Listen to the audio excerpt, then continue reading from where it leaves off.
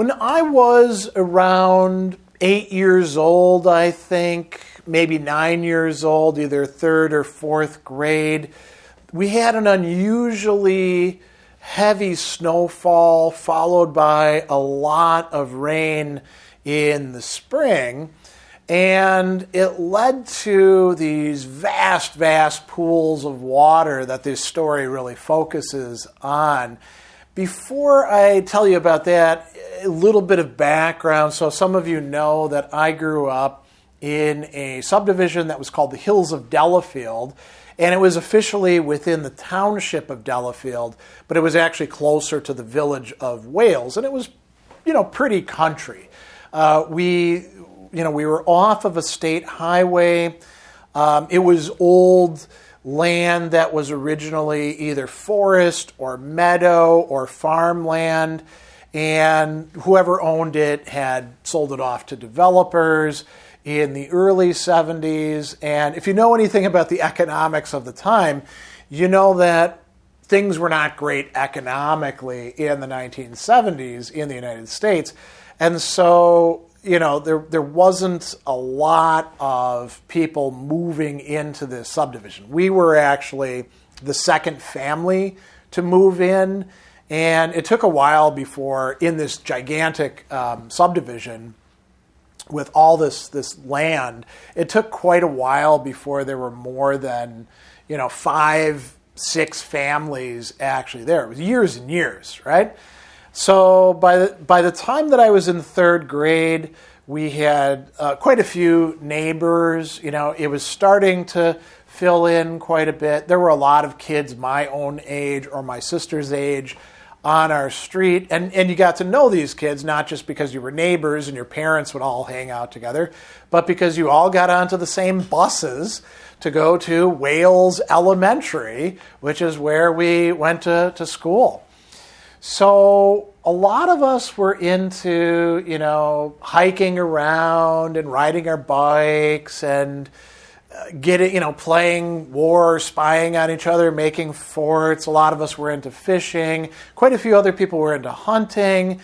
My dad wasn't into that, so we didn't have any guns, unlike the other people in the neighborhood. But what ended up happening, and this would have been, either third or fourth grade, after the new Wales Elementary, because the first Wales Elementary I went to was a 4-room schoolhouse just at the very beginning of the village of Wales. And then they built a bigger, one and consolidated schools and brought in kids from Wales Elementary and Cushing and these other places. And we thought, oh, what a big school. Looking at it now, pretty tiny still.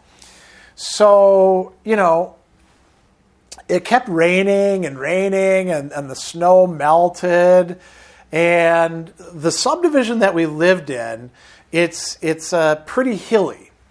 As a matter of fact, the school district was called Kettle Moraine after, kettles and moraines, which are 2 geographical features of that area. So the glaciers caused a lot of the landscape around there. And one of the things that you can say, as opposed to some places where everything is flat and then maybe there's like a hill or a mountain or whatever else, this is like there's no one single feature that dominates the topography. There's like hills that flow into ravines, that flow into ridge lines that go all over the place. So there's lots of ups and downs, right? Which means that when there's a lot of water, the water pools up in certain places.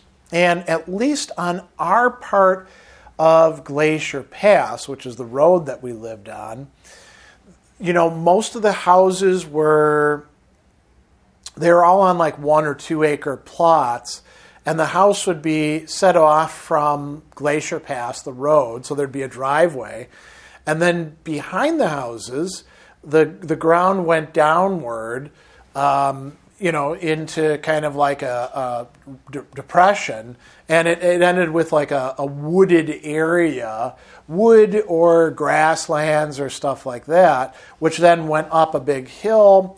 So there was like a huge ridge line behind our place, and when it rained, all of that low-lying area got filled up with water. And that would happen pretty frequently anyway, right? And usually it'd be like filled for a little bit and the grass would be waterlogged and then it would dry up. Well, it didn't dry up this time. We just kept getting more and more rain.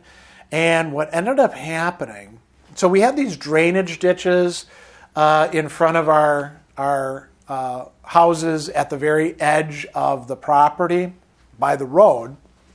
They're probably dug, to make sure that water would drain properly. And every driveway had like a culvert. So, you'd have your driveway and then this big tube of steel that your driveway would go over, and that would be, underneath. We would sometimes crawl into those and stuff like that. And then the rain would come and the water would go down into, the lower areas, and it would go through all these ditches. Well, those ditches were full for days and days and days on end, right? And of course, as kids, we loved splashing around in them. We had a great time. But the areas behind our houses, not every house, but a lot of them, it turned into like an impromptu pond or lake. I mean, the amount of water that was there, that was just standing, was pretty massive. And I could be misremembering because I'm thinking through the eyes of a much smaller person than myself. Maybe it really wasn't that much water, but it sure as hell seemed like that to us kids. And we thought this was the coolest thing in the world. I don't think our parents were super happy about it because, if you had like a landscaped yard and you'd actually put a lot of time and effort into making things look nice, well, it's not cool to have that underwater, now is it? And I think the parents were also worried about is this going to lead to a lot of mosquitoes? Big problem here in Wisconsin to begin with. Is this going to be bad in other ways? Will we actually be able to put gardens in? How are we going to cut the grass? All these sorts of things that adults care about that kids kind of don't care about. For us, we were like, this is really cool. This is like having a sort of adventure. Instead of having just a boring old lawn going down into the end of the backyard and then culminating in trees and bushes and grass and stuff like that and then going up a hill, we had these areas that we could wade around in. And we knew it was pretty safe because it was grass that was underneath the water. So you didn't have to worry about, wild animals biting you or about stepping on, trash or glass or rocks or anything like that. So we would actually take our shoes off and pull our pants up and wade around out there.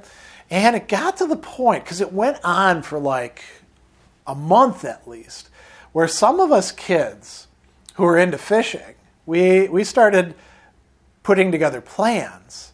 And we started thinking, well, what if we got some little fish like panfish, bluegills and sunfish and other things like that, or even perch.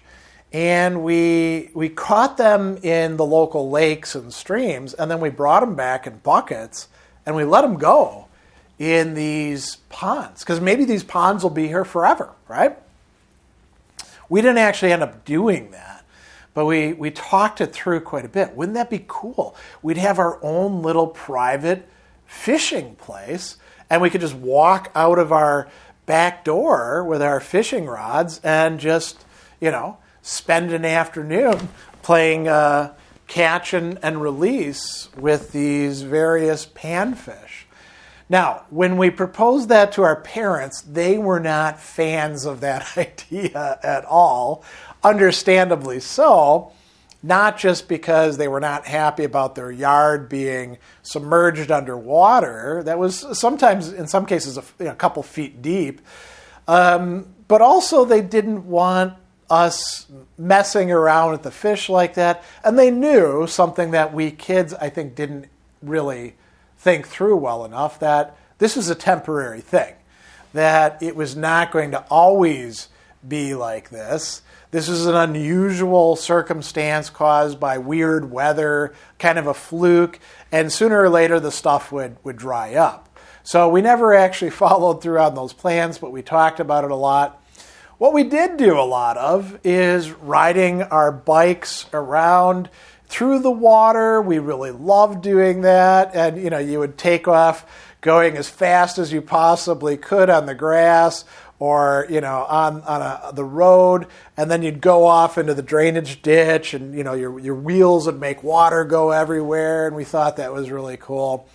Looking back on it, I think our parents probably put up with a lot of us getting ourselves wet and muddy, and they probably weren't too happy with what we were doing, but nobody was getting hurt, and we were certainly enjoying ourselves, so it's better than the alternative of sitting inside all day. And we were getting some good exercise, right?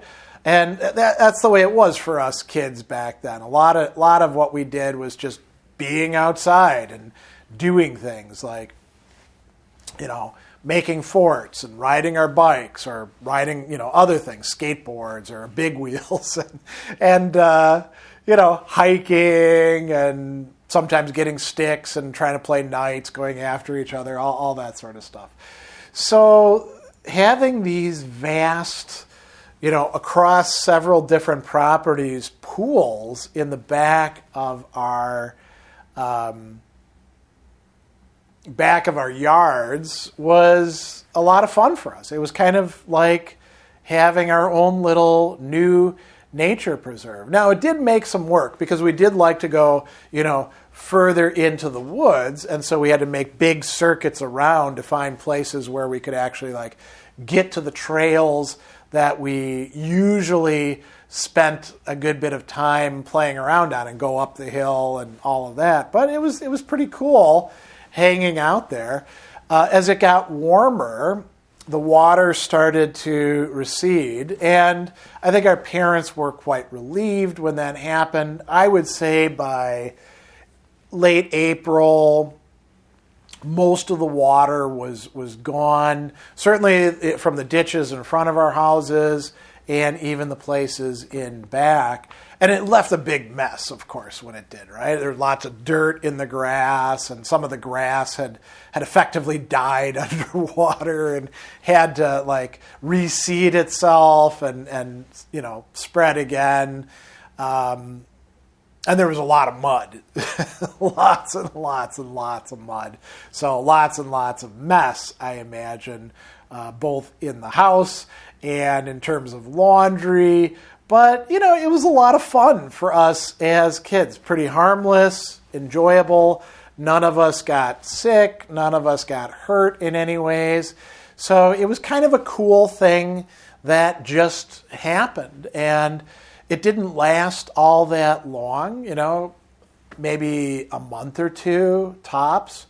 But we enjoyed it as much as we possibly could. The water was never deep enough for us to swim in as we'd hoped it would be, but it was something that gave us a lot of enjoyment. So I was thinking about that the other day as I was thinking about the place where I grew up. I think because I was looking at the river and thinking about, water flows and stuff like that.